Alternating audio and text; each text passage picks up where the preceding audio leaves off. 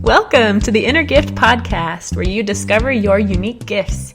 If you want to feel more productive and happy, then you're in the right place. Listen on for insight from everyday folks who are learning to identify their gifts and use them in inspiring ways. They can do it, you can too. Here's how. Thank you for joining us today. We will be sharing some amazing stories and beautiful music. And in the interest of time, I am going to skip our food for thought and move right into introducing today's guest. She is one who truly maximizes her gifts in ways that bring hope, healing, and peace to hundreds of lives every year. Her name is Amanda Maestro-Scherer Kester, and she is a dear friend and colleague. Amanda is a native of Ithaca, New York, studied music therapy at Berklee College of Music in Boston, then moved out to Utah for her internship and has been here ever since as a board-certified music therapist. Amanda is the music therapy program director at Primary Children's Hospital in Salt Lake City, Utah, which is one of the top children's hospitals in the country. I am very moved by Amanda's work with the children at the hospital, and especially with the impact that she and her team have on grieving parents. And you'll hear a little bit about that today. As a parent myself, I've found myself sobbing quietly or not so quietly in the back of the room while she is presented on her work. It is truly remarkable and so very inspiring, and you'll get a taste of that today as you listen to her music. So let's move forward to the interview and welcome Amanda. Thank you, Amanda, for joining me today. Amanda is a great friend, and as I mentioned, we met doing our music therapy internships 10 years ago. That's right. That's so crazy. It's been 10 years. And now Amanda is pregnant with baby number 1. Can you tell me a little bit about the anticipation of that first baby? Well, I feel like the closer we get, the more excited my husband gets and the more nervous I get. I think because now he can feel baby move and so he can feel a little more connected. And I'm just what's going to happen to my body during birth? And oh my gosh. Just that piece, and then life is going to change, and we're excited. Yeah, but it's such a big deal. It's yeah. so great. Yeah. I just about flipped a lid when she told me that she was pregnant. It's really exciting. So, Amanda, can you tell us a little bit about what you do at Primary Children's Hospital? Sure. So I am, as JC is as well, a board-certified music therapist. I'm the team lead of our music therapy team at Primaries, and I've been there for almost 5 years now. And at Primaries, we serve all of the patients in the inpatient side of the hospital. So, well, not all of the patients. We take physician's orders for our work, and we serve all of the units, is what I meant to say. So we might get an order for a patient who's struggling with anxiety, maybe after a new diagnosis and trying to process that. We might have an order to work with a patient who has recently had a brain injury and is recovering and trying to regain their speech function after the injury. We do a lot of procedural support, helping patients through painful and scary medical procedures that may not be sedated for. We also provide a lot of support for families at this time, so it's not just for the patient that we, as a music therapist, music can be something that really binds people together, and so oftentimes we will also get referrals to assist with parents who are having a difficult time coping or maybe aren't able to physically connect with their child. For example, in the NICU, if they're not able to hold their baby, we might get called in to help with bonding in those situations, because music is another way that they can connect without touching physically. So, yeah. Is there any particular area of that work that you feel drawn to more than another? Yeah, I think definitely working at end of life has been something that has kind of unexpectedly. I didn't do my internship working in end of life. I did my internship working at a psychiatric facility, which I also really love, working with adolescents who are dealing with mental health struggles. That's also another piece of the work that I think I'm really passionate about. But the end of life support that we can provide, there's just something so incredible about being able to be present for these families during a time that is so intimate, so heartbreaking and beautiful all at the same time. And it's such an honor to walk with these families through these journeys. So I think definitely that piece is something that, since my time coming to primaries, I've really kind of fallen in love with that kind of work. So what do you notice about yourself in those situations? Because those are, I mean, that's a lot of emotion. Yeah, it definitely is. What do I notice about myself? One thing that those moments really kind of call for is the ability to be still, to be able to just sit with things that are very uncomfortable, very scary, very charged emotionally, and not have to move away from them. I think a lot of times, just in day-to-day life, something difficult will happen and people will, use humor to kind of move away from it, or, we definitely use humor to cope in healthy ways as well as unhealthy ways. Or people will deflect and, not sit with something that can be really hard. And I find that just being completely present in those moments, being okay with silence, can be so cathartic for these families. It's like it gives them permission to do the same instead of trying to avoid it. Yeah. And, in talking with a parent about, their child who is going to be passing, to create a song for their child is something that we do a lot. Oftentimes I'll, I have questions that I kind of prompt to start, just the discussion. And sometimes the silence is minutes long as they just kind of reflect. And I use music to kind of hold that, but there are no words. And oftentimes those are the moments that someone would normally jump in and ask another question, or try to fix it. Let's move away from this silence that's making me feel uncomfortable. But then oftentimes after that long, long pause is when the real reflection comes.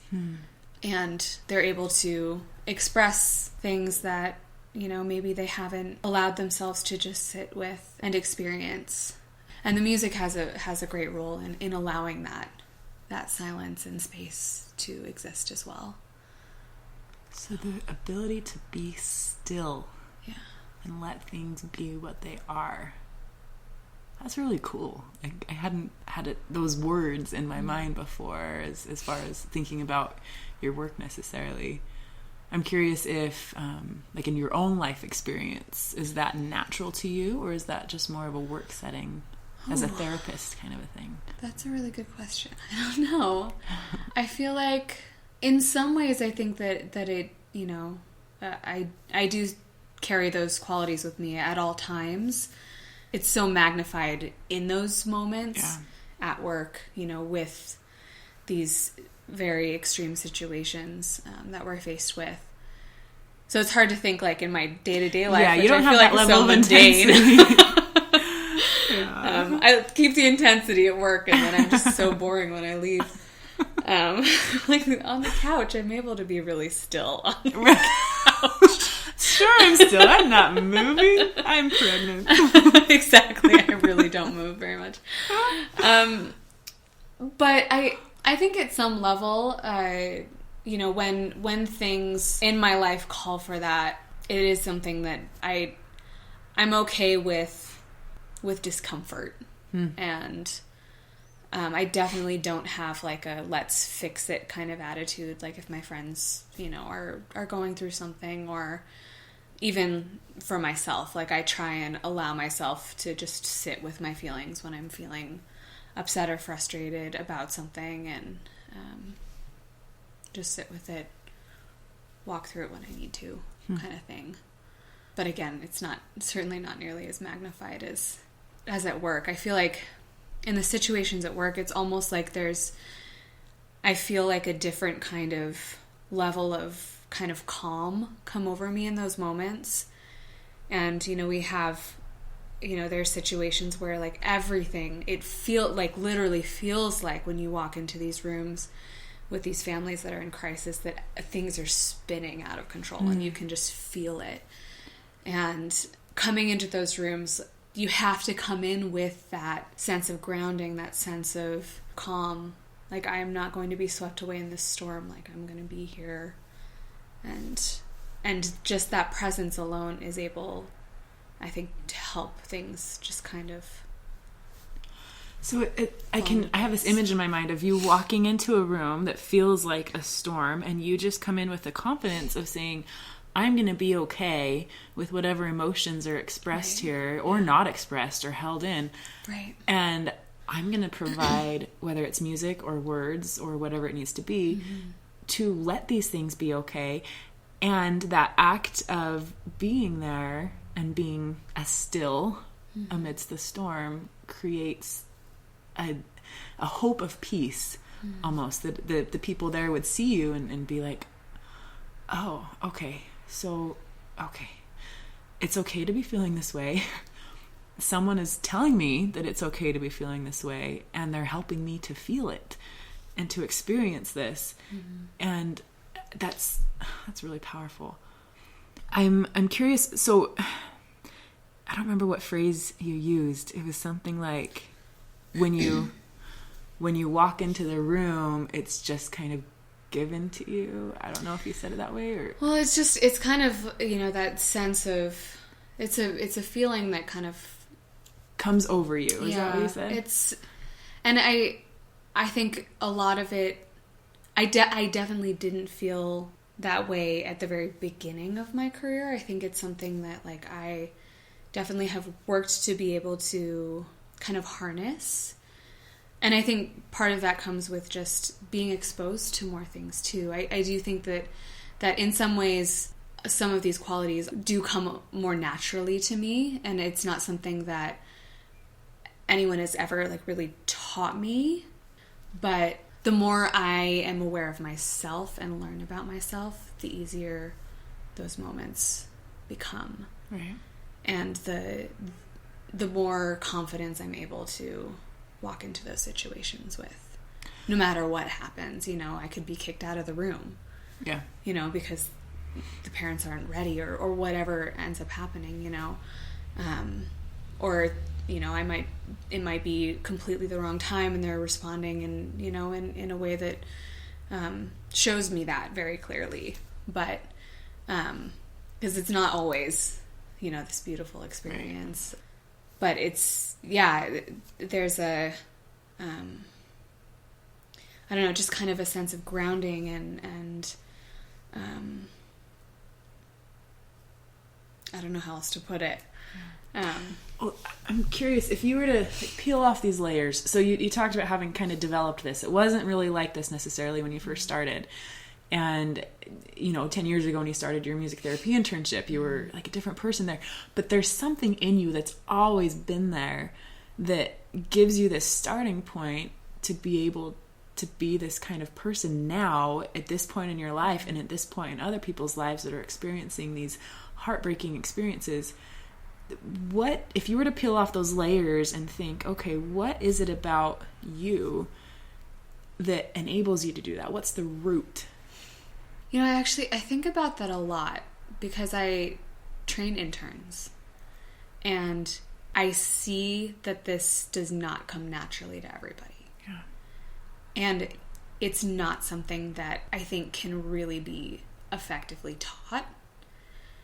So I don't know. I mean, I wish I knew where that kind of starts from or how to help people access that. I do think about it a lot because it is something that I think makes me a stronger therapist. And I could not do my work without it, but it isn't something that comes naturally for everybody.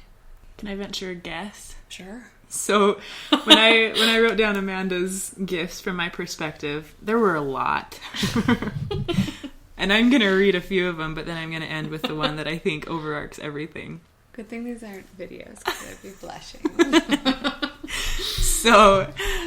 So starting off, the first one that came to mind, empathy. And this was before we even had this conversation, just so everyone's aware. Amanda has empathy. She makes you feel like whatever you're feeling is okay. She has connectedness, easy to talk to and to relate to. She can make anything funny or exciting. She's devoted and dedicated and a hard worker. She is passionate. She is accepting of everyone, especially those who are different than herself. She maximizes talents such as music, graphic design, recording, and we could go on and on about those. She sees possibilities and pursues them. And then the one that overarches everything, I put love. All she does is motivated by love. And in my opinion, if we were peeling off these layers, I would think that you have this innate ability to love people. And that bleeds into all of these other things like empathy, making people feel like whatever they're feeling is okay, because you can feel that love for them and you want them to feel that it's okay to feel this way. And so I don't know, what's your thought about that? Does that seem accurate? Or I think that's very sweet. You're gonna make me cry. Well, you're pregnant. Thank you. Yeah. And the hormones. Here we go.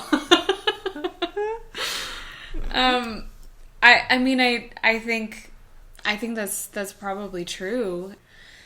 I do feel like my interactions are driven from, that just connection and wanting to express that, I guess.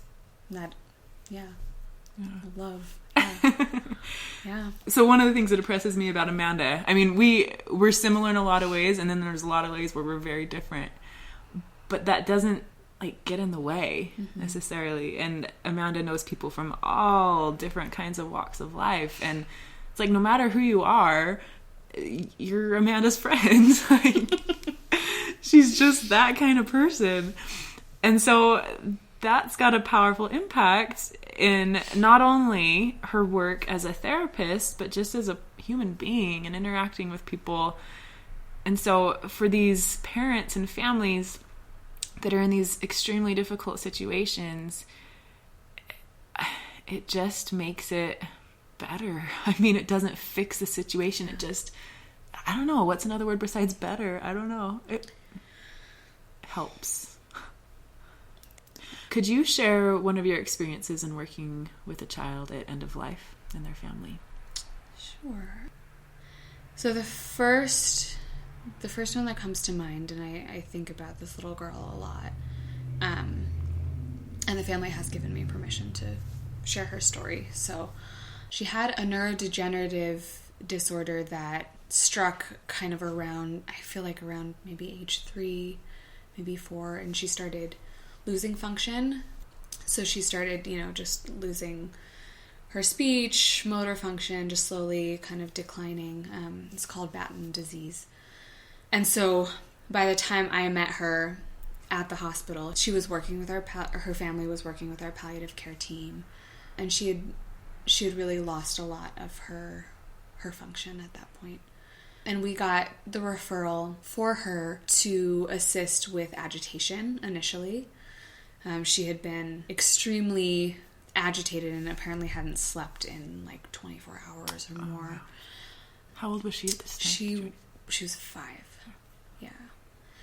So we came in, myself and one of my interns, and our initial goal obviously was to help assist with her agitation. And so, we did what we do as music therapists, and we're looking at her heart rate and respiratory rate, and in training what we were doing to help bring her to a state of physical calm. And she ended up falling asleep at the end of our session. And so we took this opportunity to sit down with the parents, and we had known, consulting with our palliative care team, that that this child is probably reaching the end of her life. And I asked the parents, kind of explaining to them the kinds of things that we can do to support them. And that songwriting was one of those things. So during this time, I actually started the conversation with this mom and dad about their child. Before we even started talking about her to create the lyrics, this mom asked me, "Can you play the song at her funeral?" And we hadn't even, the process hadn't even really started. But I think they had already gotten a sense of what was kind of the gravity of it would be and what it would mean. So in the way that I kind of go about creating these songs, I have some questions that are kind of like the go-to questions that I try to ask, just things like really open-ended, just like, tell me about your child. Tell me the significance of their name. Maybe some favorite memories that you've had with them, just to kind of get a sense of who this little person is and who they are to their parents. And then I ask questions like, tell me what you've learned from them, how you've been changed by having them in your life. How has your family been changed? What do you want them to know? So kind of through this process, these parents just poured their hearts out and shared the most beautiful stories and memories and hopes and dreams, that they have for this little one. And she ended up passing about a month or two later. We did have the honor of playing the song at her funeral, which is incredible. And I still hear from these parents from time to time about how significant the song remains to them and how they'll have that forever. Yeah, and how cathartic the process was, just being able to, again, just sit with their feelings, not talk about the medical problems, not talk about the things that medically that they wanted, that they were going to try, or surgeries or whatever, just tell me who this person is to you and how they've changed your life. And then the artifact of the song, that, like you said, they'll have it forever. They'll be able to listen to it. And they've expressed to me that it was something that really helped them get through, those really difficult times immediately following her death, and then the anniversaries that come up, and that they still feel close with her when they listen to the song. So. Okay, so we're going to actually go ahead and listen to a portion of this song so you can get a feel for the beauty of this music that Amanda and her team helped create with the parents. When you danced across the room,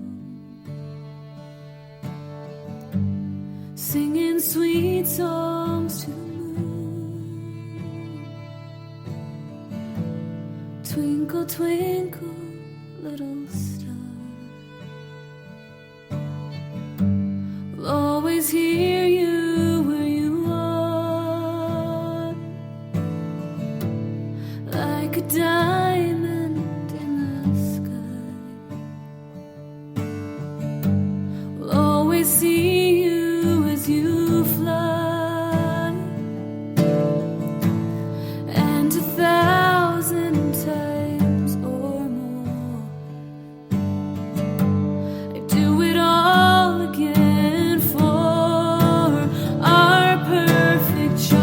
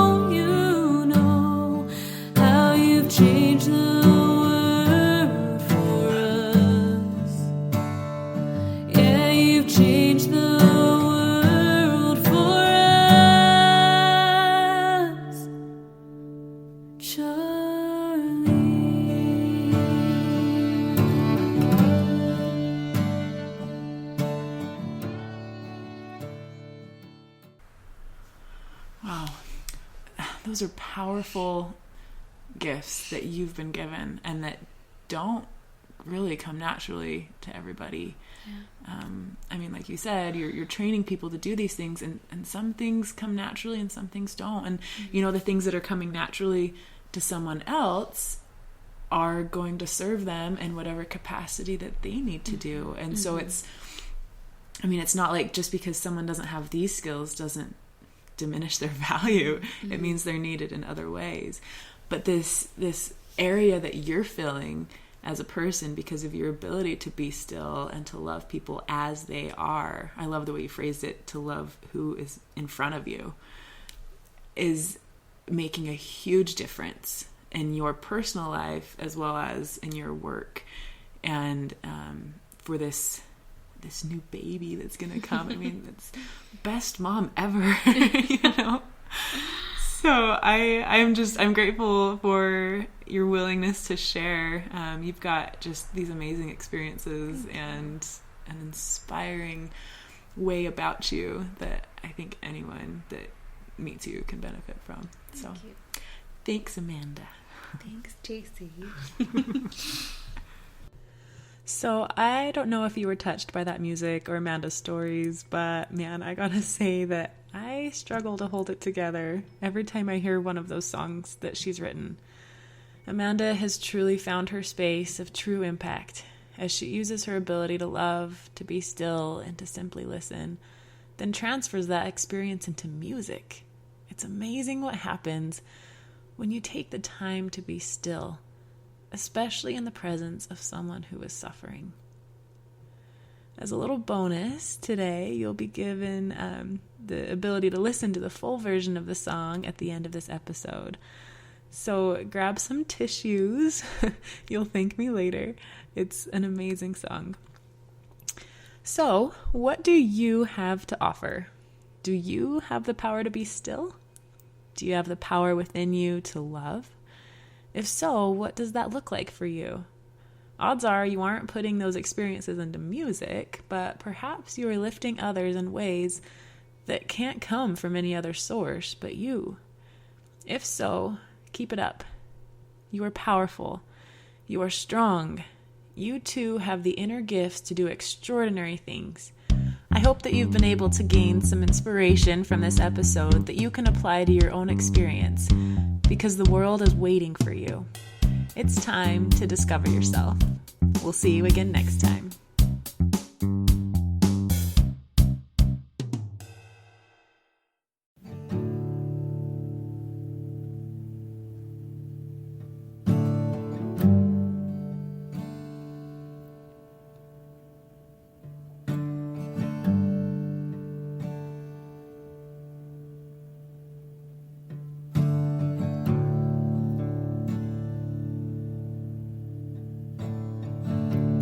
When I look into your eyes,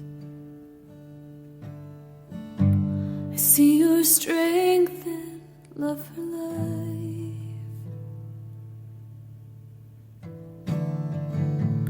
When you look back into mine, you see my soul and your light shines.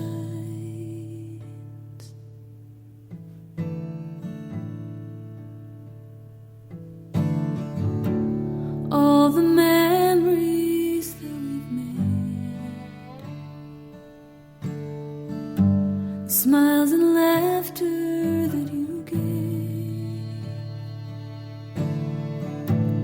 what we've learned and how we've changed,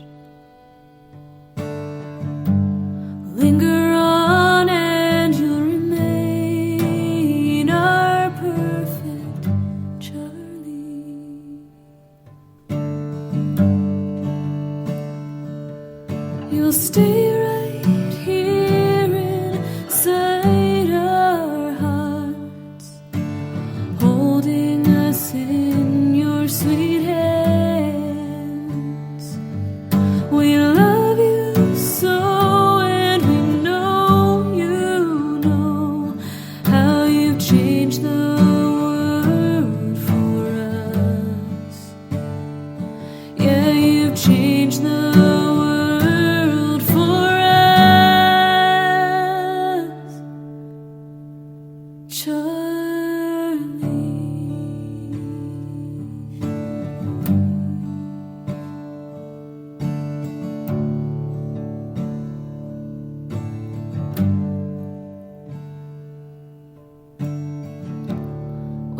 danced across the room,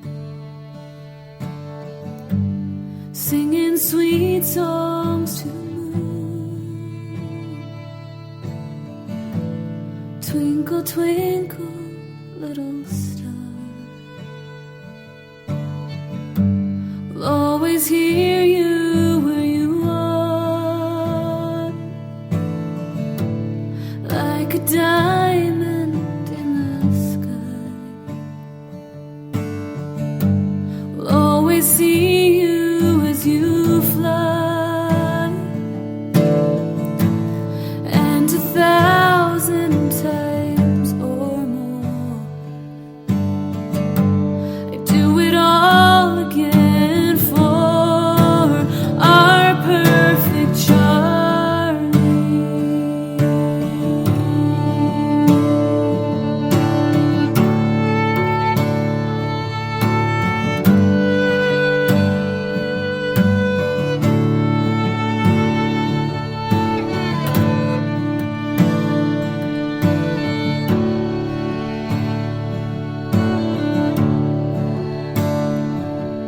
You'll stay right here inside our hearts, holding us in your sweet hands. We love you so, and we know you know how you've changed the world for us. Yeah, you've changed the world for us, Charlie.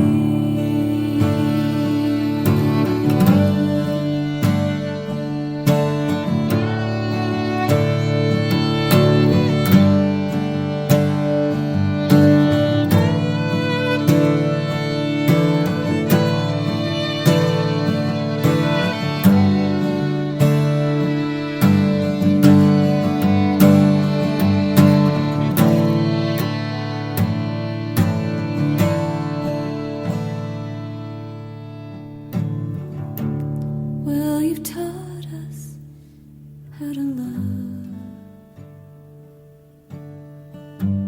every moment of our lives.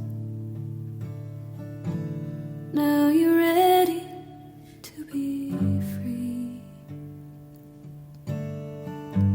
but your love will stay with me.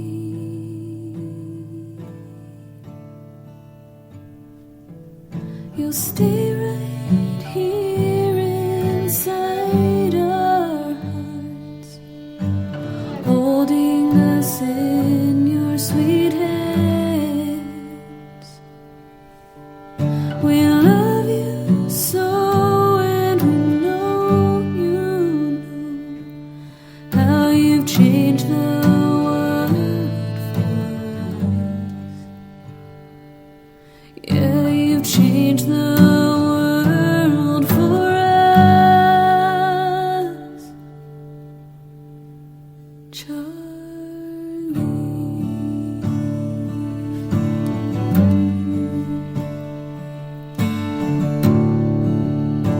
We'll see you smile again. We'll watch you dance